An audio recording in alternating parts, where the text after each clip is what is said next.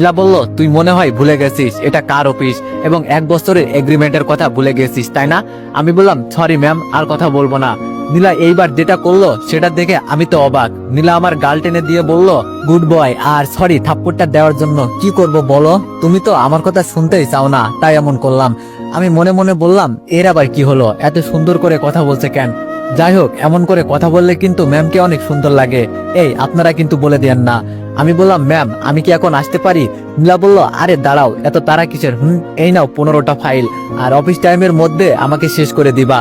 আমি বললাম, ম্যাম এটা আপনি কি বলছেন? আমি এই 15টা ফাইল আজকের মধ্যে কিভাবে সম্ভব?